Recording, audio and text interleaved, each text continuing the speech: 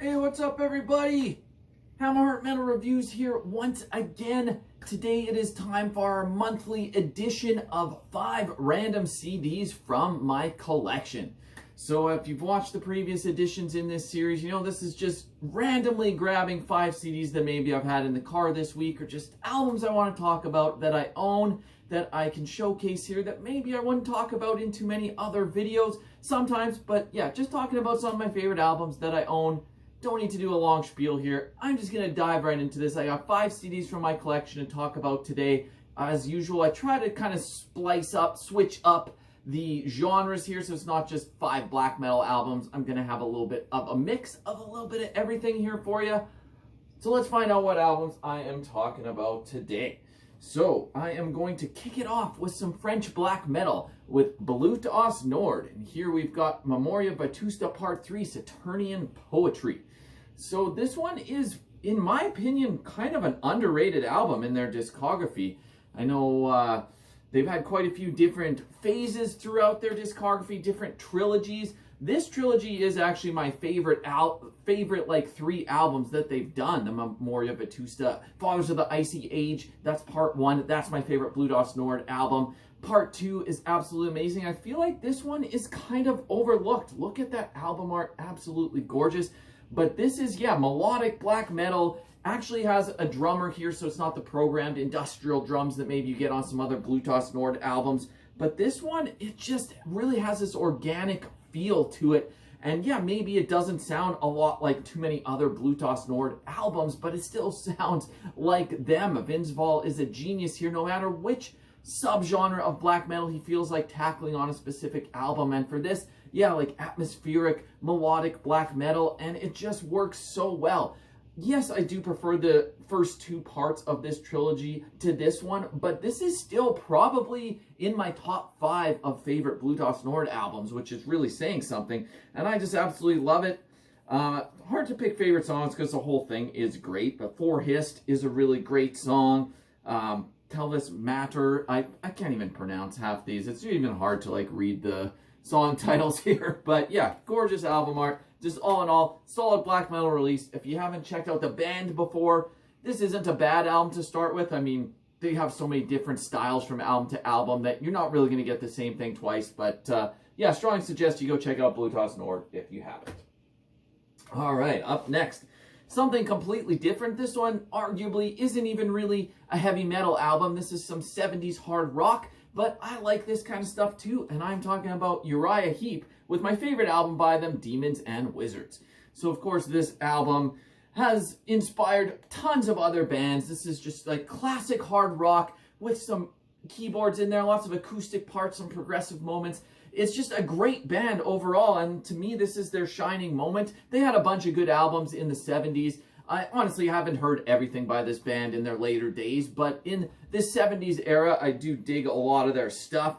This one has great tracks like The Wizard, which Blind Guardian covers. That's actually one of the first things that got me into Uriah Heep, was hearing Blind Guardian's cover. As weird as that might sound, but that's just the era that I grew up with. I listened to Blind Guardian. They introduced me to some bands that they were into. Traveler in Time is great. Easy Livin', a song that's been covered by countless bands. Rainbow Demon is another great track. Wintersorg actually does a cover of that, which is really cool. But never mind all the bands that cover these songs. The originals are usually where it's at. And yeah, I really dig this album art as well. Of course, the album title, Demons and Wizards, also was inspiration for the Hansi Kirsch and John Schaefer side project, Demons and Wizards. But enough talking about other bands that this has inspired or that have covered their songs. This is just a great 70s rock album. And yeah, it's a classic. If you have never checked them out before, I know this maybe is different from my channel that I'm usually strictly talk about metal. I wouldn't really consider this a heavy metal album at all, but that doesn't matter. This is just good music. And yeah, go check out Uriah Heep if you have not. All right, now let's switch it up to some death metal with one of my favorite death metal bands out there, and that is Exhumed. Here I've got the compilation Platters of Splatter, a Cyclopedic Symposium of Execrable, Errata, and Abhorrent, Apocrypha. This is a collection of all their early demos and splits. A lot of this material was recorded when they were teenagers, which is really cool. Yeah, there's just like so many songs on here. This is a double disc. There's like close to 30 songs on each disc with, yeah, the various splits and demos. I will show you the booklet here because it's really cool. Just got a nice collage of, number one, all this stuff, all of the albums and splits that it features tracks from. And then, of course, you got the whole booklet here. It's probably hard to see on the phone, but really cool, well put together package here. Just awesome stuff. The originators of gore metal. I mean, obviously they had a lot of inspiration from Carcass, but kind of put their own spin on it here. And this was to kind of celebrate 10 years of gore fucking metal, as it says on the CD there, which is really fucking cool. But yeah, I mean, I love everything this band has ever done. This is a really cool collection of their early works. If you're curious what they sounded like in their early days and some hard to obtain demos and splits, it's nice to have them all in one very easily collected package here. So yeah, Exhumed, Platters of Splatter, awesome collection.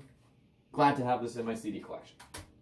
All right, let's switch up genres completely once again and go with some power metal with one of my favorite power metal bands of all time, Rhapsody, with one of the best album arts here, Symphony of Enchanted Lands.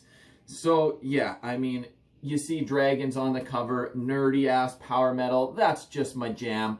Fantasy elements, dragons wielding swords, and then you got the symphonic power metal just telling a story, concept story, not even just on one album, but throughout multiple albums. And I mean, honestly, outside of Blind Guardian, who is my favorite band of all time, this is probably my second favorite power metal band if I really had to pick one.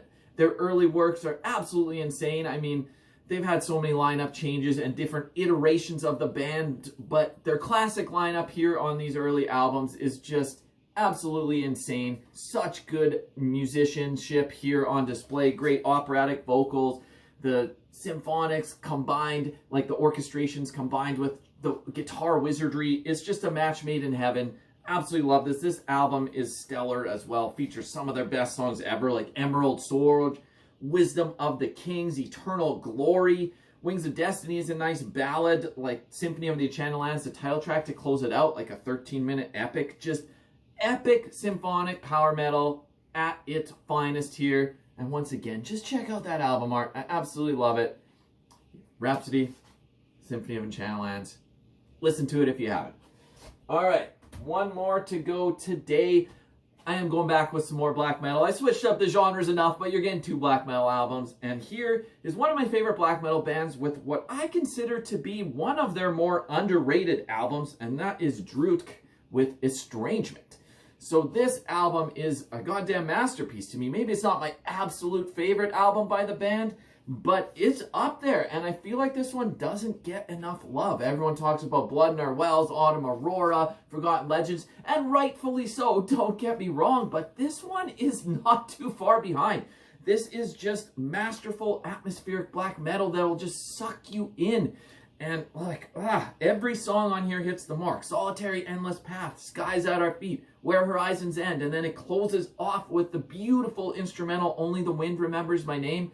Doesn't get much better than that. Yes, it's only 4 tracks, but they're lengthy songs, and it just sucks you into its atmosphere. It's hazy, and just everything about this sound I absolutely love. This is the best kind of atmospheric black metal right here, and one of the best in the business at it. If you've never given this album a chance, change that. If you've never given the band a chance, go listen to every album that I just said. Every album they've ever released is solid, but yeah, Estrangement, easily one of their best in my opinion, and I feel like not enough people agree with that, and that's okay. Everyone can have their favorite albums, but to me, this one's right up there with their best. Maybe not in the top spot or the second spot, but this is a top 5 Drudkh album to me. And yeah, that's 5 albums for you today. Hopefully you got some new stuff to listen to there. If you never heard any of those, go explore them. If you have heard them, great. Go buy them if you don't have them yet. And yeah, you can look forward to another edition in this series next month. So, until then, Hammerheart Metal Reviews, out.